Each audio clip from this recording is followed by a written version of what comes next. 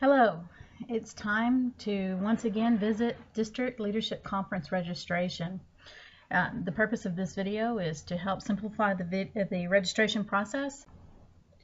So the window to register officially begins on December 1st at 8 a.m. However, registration is open now.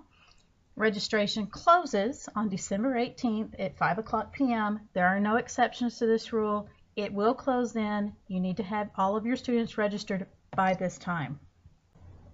Okay, some things that will be very helpful to you and speed the process along if you gather them before you begin registering are a spreadsheet or some other kind of document listing all your members and the events that they're going to be in. Make sure you have the membership number for each of your members and advisor if you're to register yourself.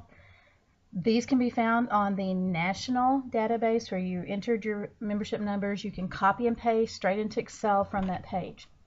You're going to need the name and phone number of your school's bookkeeper. And if you're going to pay by credit card, go ahead and have that credit card handy so you can process payment right then and there. And time. Make sure that you set aside some time to enter all of your students at once.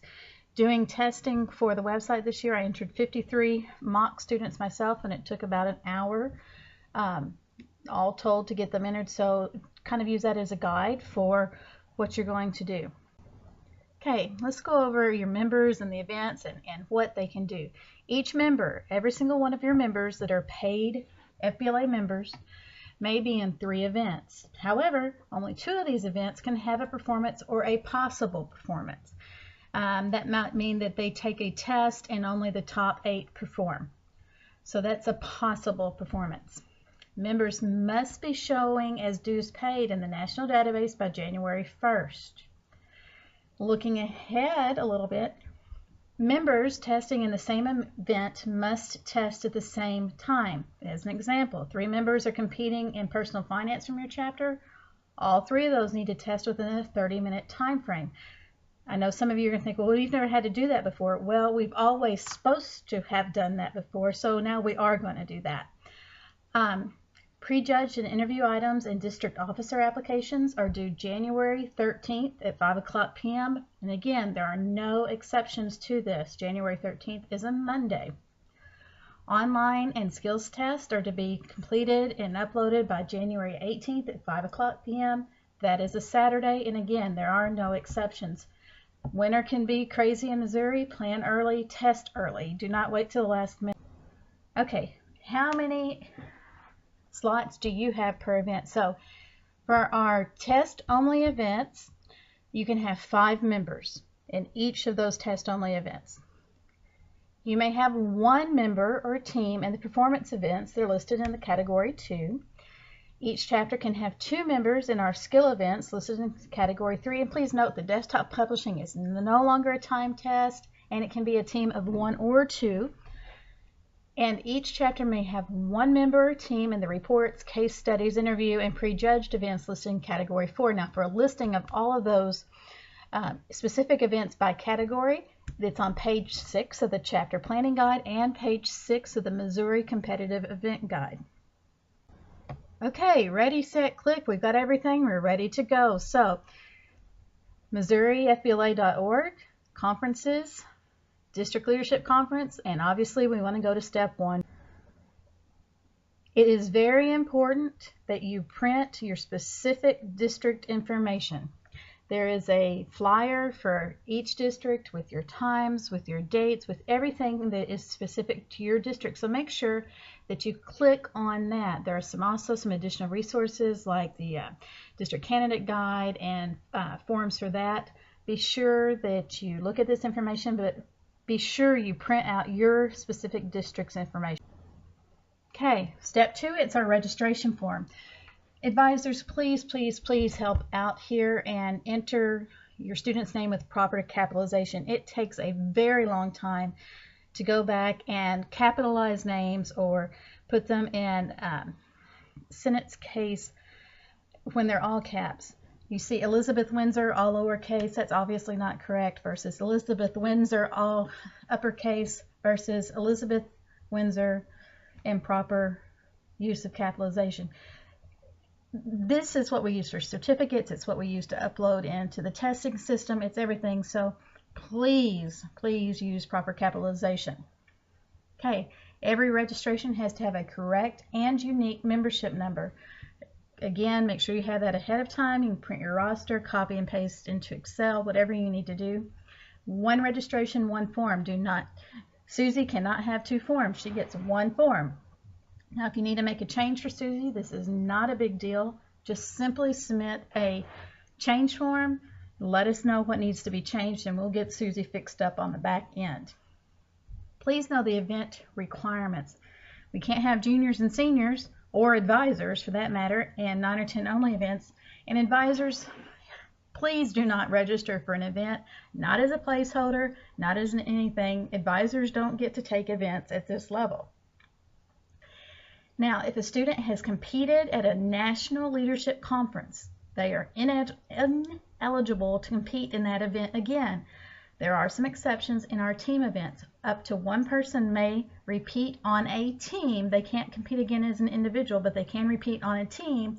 And with our newly modified events of sports and entertainment management and hospitality management and word processing, they may repeat on those.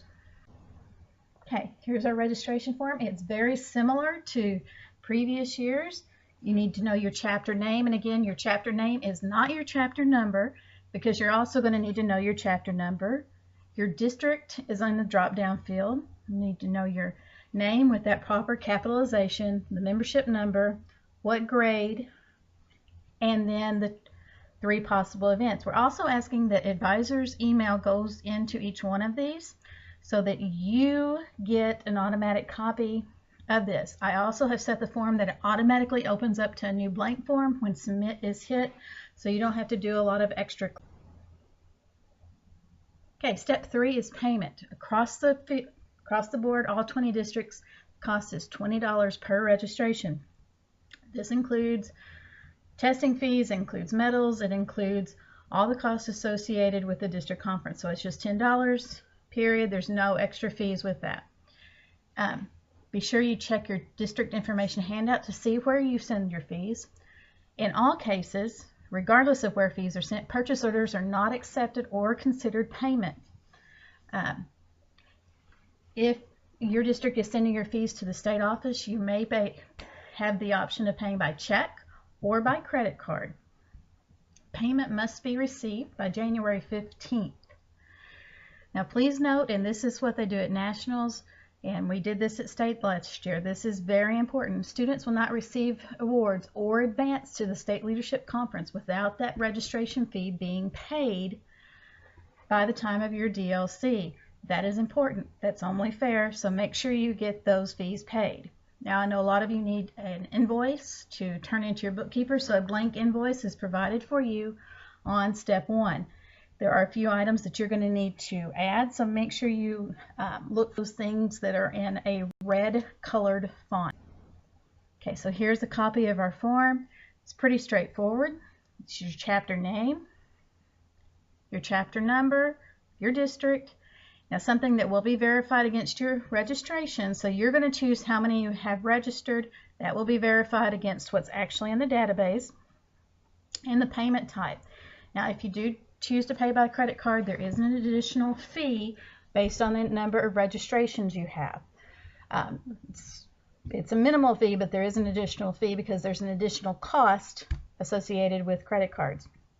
We do need the name of your school bookkeeper and his or her phone number for contact, and we sometimes do have to contact them to see where a check is, or in cases of large districts with multiple high schools and multiple chapters, to determine if a check goes to a certain district or a certain chapter or multiple chapters, because a lot of times that information doesn't come with a check.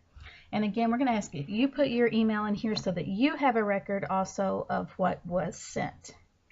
Now, this form, when you hit submit, you will be redirected to PayPal. If you're paying by a check, it's no big deal. Just close the window. No harm, no foul. If you are going to go ahead and pay by credit card, here's your place to enter your information, enter your credit card information, and complete that process. Okay, step 4, and this is optional. You don't have to use this, because you should have a copy of each one of your registrations waiting for you in your email inbox. But you are able to check by district here your total school entries. This is the same report we've had for a lot of time. And then you can sort by your chapter number, by your school name, just by clicking on whichever header you want on that table. It'll sort alphabetically there. So you can click on your district and then see your entries. And if you want to take the time to see how many people are in parliamentary procedure, you're certainly welcome to sort by event, but make sure you sort by all 3 columns. And again, there's going to be a link to that change form. Do not hesitate to use that change, because changes happen. It's not that big of a deal, but we do appreciate it when you register accurately the first time. We can use this to fix spelling. I am not perfect by any means, as most of you know. Spelling mistakes happen. So just do a change form. Capitalization, again, please, please, please, let's get capitalization right. If Susie decides before registration closes she doesn't want to do FBLA principles and procedures, she really thinks she wants to do intro to business instead, just do a change form and say change Susie from intro to business, or from FBLA principles and procedures to intro to business. We'll make that change for you. We can also make your membership, if you entered in an incorrect membership number, or if you need to change a chapter number, or you need us to change your payment page for how many people were coming, this is the place to do this. It is much, much easier to deal with these changes before registration closes than to try to fix a problem after. So please help us out. Okay, if you have questions, your primary form of contact for District Leadership Conference is your lead chapter advisor. Let them be your go-to person, because they have the most accurate information for your district. If you need to contact me, please do so. Email is the best way to do it, and the email address that I can access from anywhere, the easiest, is carla@missourifbla.org, but I do also check carla.bolton@desi.mo.gov very often. And email is truly better than phone for me, because there are a lot of times I'm out traveling and not near my phone for up to. With all that said, all I want to say is good luck to you and to all of your students that are competing, and I hope to see you all at the State Leadership Conference this year, and most definitely on stage in Nashville in late June and early July. Good luck registering.